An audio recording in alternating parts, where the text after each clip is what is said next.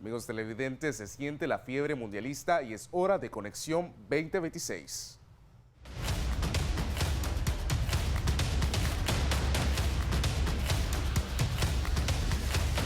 Conexión 2026, presentado por Claro.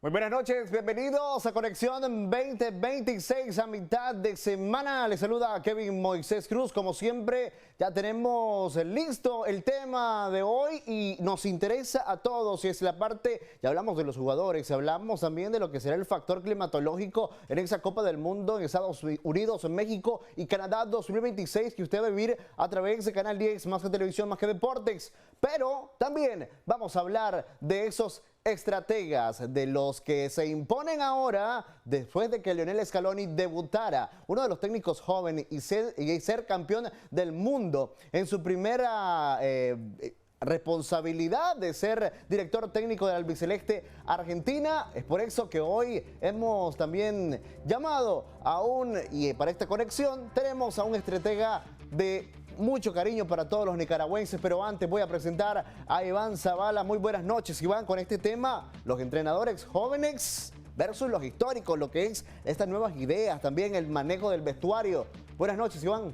Muy buenas noches, Kevin Cruz. Buenas noches a todos los televidentes de Conexión 2026.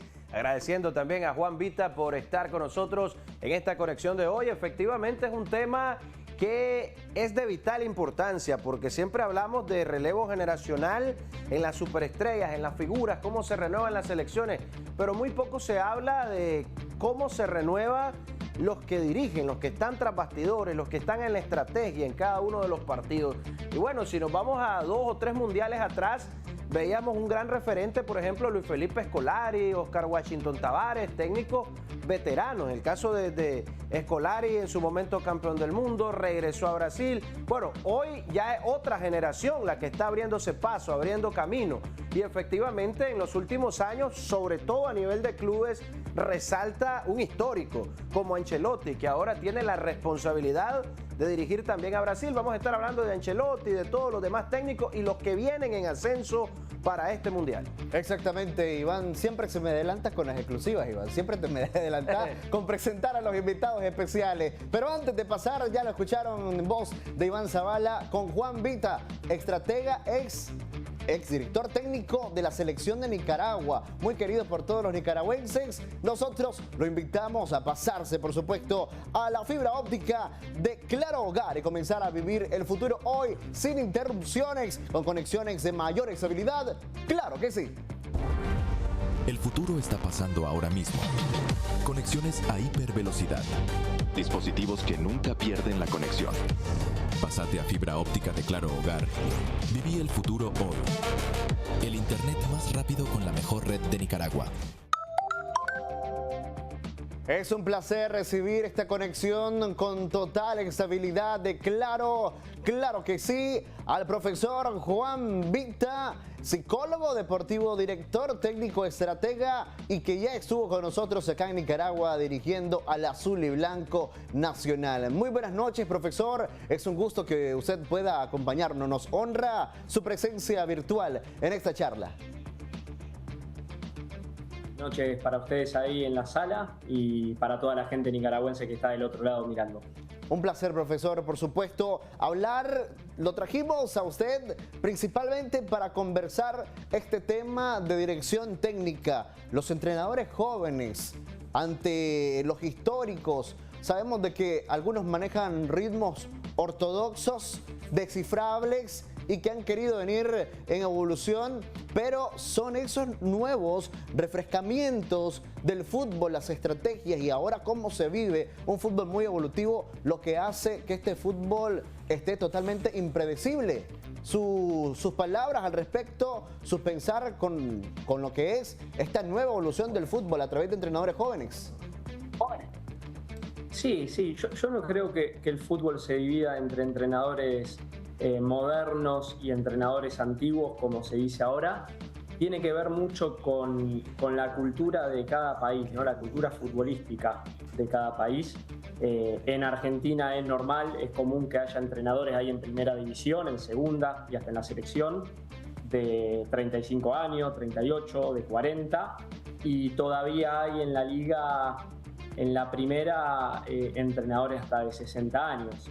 Me parece que la edad no es importante y no repercute en lo que es el éxito de un proceso, porque lo más importante es llegarle al futbolista, entrenarlo de la mejor manera, estar actualizado obviamente en lo que va pasando en cada región futbolísticamente hablando, pero ha cambiado mucho, como bien dicen ustedes, el fútbol. Hoy si el entrenador trabaja bien, gestiona bien el grupo, gestiona bien la mentalidad del futbolista, seguramente sea un proceso exitoso, aunque después para que un proceso sea exitoso depende más de la individualidad del futbolista que del entrenador.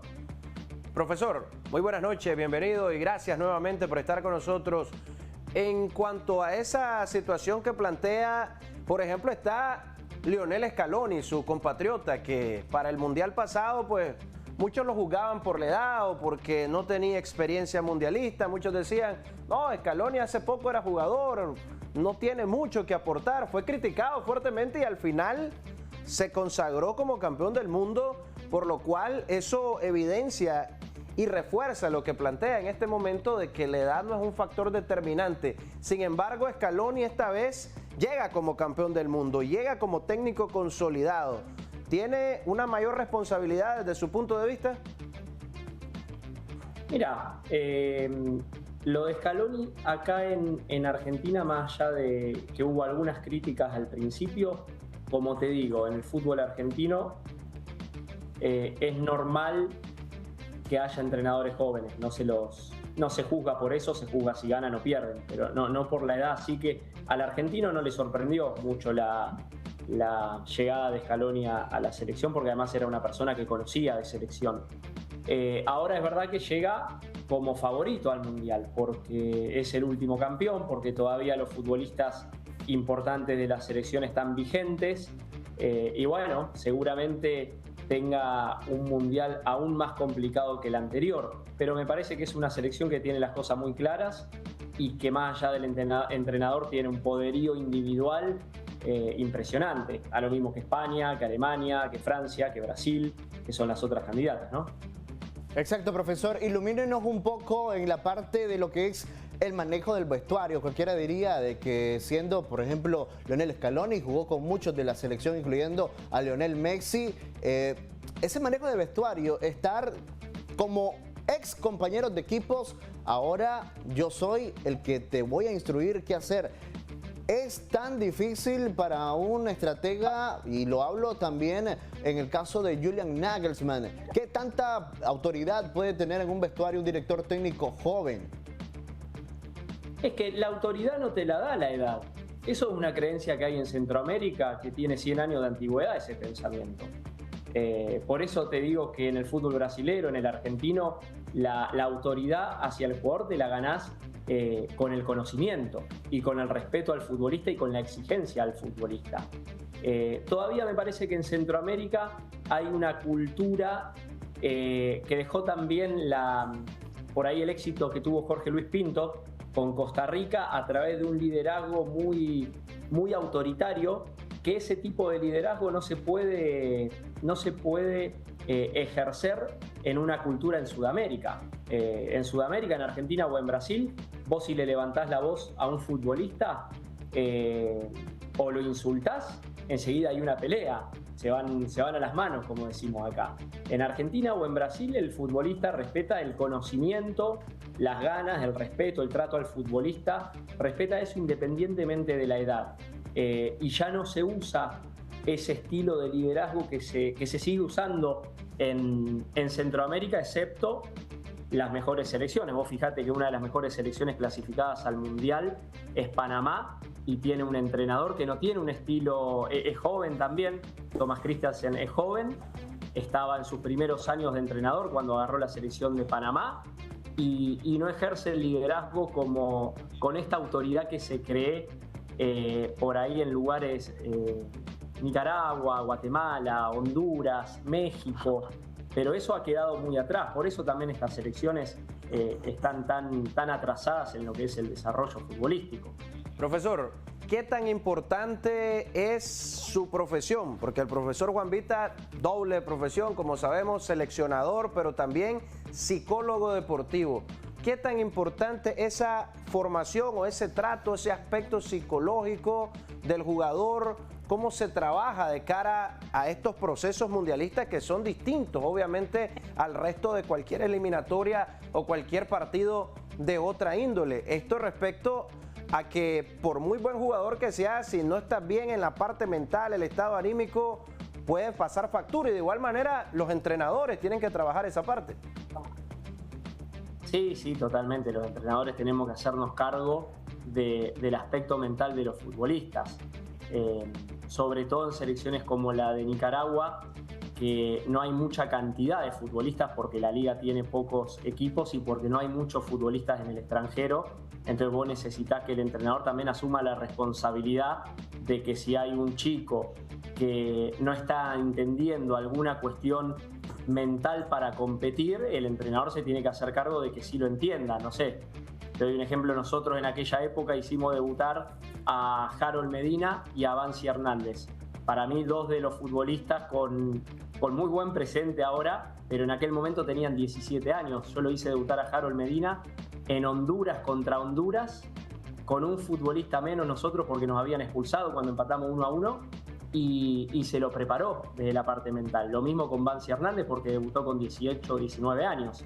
Entonces, tenemos que asumir esa responsabilidad también, la de encargarnos de la parte mental, y que si el chico comete un error, sea futbolístico o extrafutbolístico, nosotros mostrarle el camino adecuado. En selecciones donde no hay tanto recambio, porque hay menor cantidad de futbolistas profesionales, como puede pasar en Nicaragua, como pasa en El Salvador, como pasa en Panamá, como pasa en Honduras, los jugadores que están son los que tenés que potenciar. Vos en Argentina tenés que seleccionar a los jugadores que están jugando en Europa, y es más fácil porque tenés mucha cantidad. Entonces, si alguno no está andando bien, llamás a otro que sí tenga buena actualidad y compensás. Ahora, eso es en una selección élite que tiene a los mejores futbolistas del mundo. En una selección como las de Centroamérica, que les cuesta mucho todavía y que han quedado muy atrasadas en cuanto al desarrollo futbolístico, con los 100 futbolistas que vos tenés en carpeta, te tenés que hacer cargo del aspecto técnico, del aspecto táctico, del aspecto mental, del aspecto físico, porque si no después no competís y lo vimos en esta eliminatoria que pasó, donde CONCACAF por primera vez tenía 6, 7, 8 cupos para el Mundial. Los 3 anfitriones, los 3 que clasificaron directo y 2 repechajes. Entonces también era una buena oportunidad para las selecciones que nunca habían clasificado Mundial. Excelente punto de vista para mejora, por supuesto, también de nuestras selecciones. También el análisis que usted hace con respecto a los directores técnicos que no precisamente son los que tengan una guerra entre los veteranos y los que ahora vienen a alimentar el nuevo fútbol estratégicamente. Muchas gracias, profesor. Un último análisis para despedir esta conexión con usted. No queremos quitarle mucho de este tiempo a esta alta hora de la noche allá en Argentina. Cuéntenos un poco del análisis que usted tiene para lo que es esta Copa del Mundo con los entrenadores que llegan como más consolidados, un top 5 por lo menos. Sí, y mirá, me parece que Brasil es una de las máximas candidatas. Ahora con Carleto va a competir, si bien viene arrastrando una mochila pesada de los últimos fracasos en los mundiales. Me parece que tiene el entrenador adecuado para este momento de Brasil, ¿no? Que necesitaba un entrenador de este perfil. Argentina, por supuesto, Alemania y Francia siempre son candidatas, España va a ser candidata. Me parece que están un escalón por encima del resto. Después siempre aparece alguna otra selección que da la sorpresa, ¿no? Ojalá que sea alguna de CONCACAF, ojalá que sea Panamá, que sea Haití, que sea Curazao. Lo veo difícil, excepto Panamá, que tiene por ahí un proceso más largo. Lo veo difícil que alguna selección de CONCACAF pueda dar el salto. Pero bueno, ojalá que sí, porque le haría bien al fútbol centroamericano, que yo creo que es la región que más se ha quedado en cuanto a desarrollo futbolístico. Vos si mirás las selecciones asiáticas, han crecido mucho los últimos 20 años. Y si mirás las selecciones africanas, también han crecido mucho. Bueno, la que se ha quedado son las selecciones de CONCACAF, lamentablemente, y hay que hacer un análisis muy crudo y muy real de por qué esas selecciones no pueden competir a nivel mundial.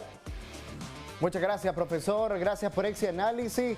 Esperamos, por supuesto, que se encuentre bien y agradeciendo esta interacción en Conexión 2026. Estaba el profesor Juan Vita con nosotros, dándonos un pequeño detalle de lo que es los directores técnicos también que vienen mejores posicionados a esta Copa Mundial 2026.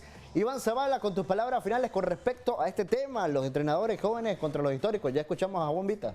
Totalmente de acuerdo con el último punto de Juan Vita. Brasil con el mejor entrenador posible. Brasil quizás no esté entre las 6 favoritas para muchos, para mí sí está en el top 5 de favoritas, pero no entre las primeras 3. Pero si hablamos estrictamente de técnicos, Brasil está en el top 1. Tiene a Carlito Ancelotti, un histórico, un verdadero técnico probado en diferentes circunstancias, y ahora Brasil busca hacer ese reto para consolidarse con la selección verde amarela.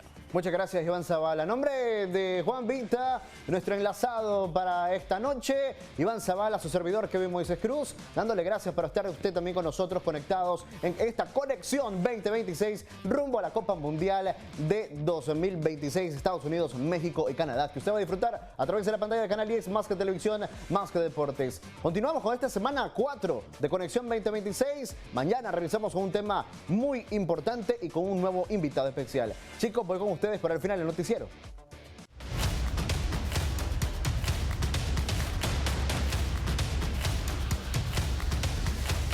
Conexión 2026, presentado por Claro.